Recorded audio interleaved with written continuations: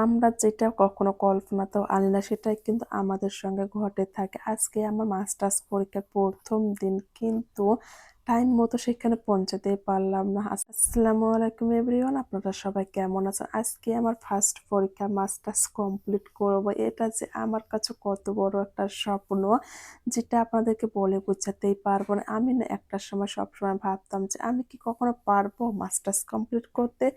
কিন্তু আল্লাহ আমার সেই দিনটা দিয়েছে। আজকে আমি মাস্টার্স পরীক্ষা দিচ্ছি। কিন্তু তার সঙ্গে যে এত বেশি একটা কষ্টদায়ক বিষয় হবে সেটা কখনোই ভাবতেই পারিনি। আমরা যেহেতু বর্তমানে দিনাজপুরে থাকি, সেখানে তো মোরসানের স্কুল পড়ে, আর কিছুদিন ধরে তো ওর পরীক্ষা চলছিল। সেজন্য কিন্তু চাইলেও আমার পরীক্ষার আগে বাসা যেতেই পারিনি। আর আমার বাসা তো আপনারা সবাই জানেন সৈয়দপুর। সৈয়দপুর থেকে কিন্তু দিনাজপুর না হলেও ১ থেকে ১.৫ ঘন্টা অবশ্যই সময় লাগবে। আর আজকে কিন্তু মোরসালের লাস্ট পরীক্ষার এবং আমার মাস্টার্স ফাইনালের ১ম পরীক্ষা। মাস্টারের একসঙ্গে পরীক্ষা, কি আর করব দিনাজপুরে। আমি ছাড়া কিন্তু মোরসালকে নিয়ে যাওয়া আসা করার মতো কেউ নেই। ওর বাবা যেহেতু একটা চাকরি করে, তার পক্ষে তো সবকিছু সম্ভব না। ভাগ্যিস আমার শাশুড়ি কালকে এসেছে। উনি যেহেতু নতুন, উনি তো কিছু বুঝবে না। তারপর আমি উনাকে আমার ছেলের সঙ্গে স্কুলে পাঠিয়ে দিয়েছি। দেওয়ার পর কিন্তু আমি সকালবেলা রওনা দিয়েছি।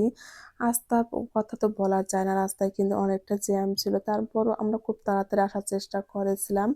যেহেতু আমার পরীক্ষা ৯টা থেকে শুরু হয়েছে, আমরা কিন্তু ১০টার দিকে এসে পৌঁছেছি। আর আমি চাইলেও কিন্তু আগের দিনে চলে আসতে পারবো না। যেহেতু আমার ছেলের পরীক্ষা চলতেছে, সবার আগে আমি একজন মা, তারপর কিন্তু একজন স্টুডেন্ট। সবার আগে আমার ছেলের কথাটাই আমার মাথায় ঘুরছিল যে ওর পরীক্ষা কিছুতেই নষ্ট করা যাবে না। সেজন্য কিন্তু আমার জীবনে সবচেয়ে স্বপ্নটা, ওকে আমি দূরে সরিয়ে দিয়ে ছেলের স্বপ্নটা আগে পূরণ করলাম। ওর পরীক্ষাতে আমি ওকে দিয়ে এসেছি। এরপর কিন্তু আমি পরীক্ষা দিতে এসেছি।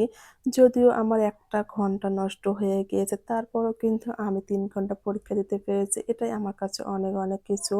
আল্লাহ যদি চায় তাহলে ভালো কিছুই আমার সঙ্গে হবে। আমার এই পড়াশোনা নিয়ে কিন্তু আমার পরিবারে কখনো কোনো সাপোর্ট পাইনি। শুধু একটা মানুষের সাপোর্ট পেয়েছি, সেটা হচ্ছে আমার হাসব্যান্ড। ওর জন্য কিন্তু আজকে আমি এতদূর পর্যন্ত আসতে পেরেছি। ও কিন্তু সবসময় আমার পাশে থেকেছে। ও সবসময় একটা কথাই বলেছে, "কেউ থাকুক বা না থাকুক, আমি তোমাকে পড়াশোনা করাচ্ছি। তুমি আমার জন্য হয়তো পড়াশোনা করবা।" এটা কিন্তু আমার মাথায় সবসময় ছিল। আল্লাহর রহমতে কিন্তু আমি পেরেছি। সবাই আমার এবং আমার ফ্যামিলির জন্য অনেক, অনেক বেশি দোয়া করবেন। আল্লাহ তাআলা হয়তো আমাকে নিশ্চয়ই ভালো কিছু দেবে। এই তো আমরা কিন্তু পরীক্ষা শেষ করে আবারও দিনাজপুরের উদ্দেশ্যে রওনা দিয়েছি। আর এত বেশি ক্ষুধা লেগেছে যেটা বলার মতো না। এই তো আমরা কিন্তু এদিকে এসে একটু নাস্তাও করছিলাম। এরপর কিন্তু আমরা চলে আসবো। আর আপনাদের ভাইয়া কিন্তু আজকে ছুটি নিয়ে চলে এসেছে আমার সঙ্গে। আমরা কিন্তু বাইকে করে এসেছি। এই তো কিছু এখানে খাওয়া-দাওয়া করার পরে কিন্তু আবার চলে যাবো। এতটা পথ জার্নি করার পর আর কিছু খেতে ইচ্ছে করছে না।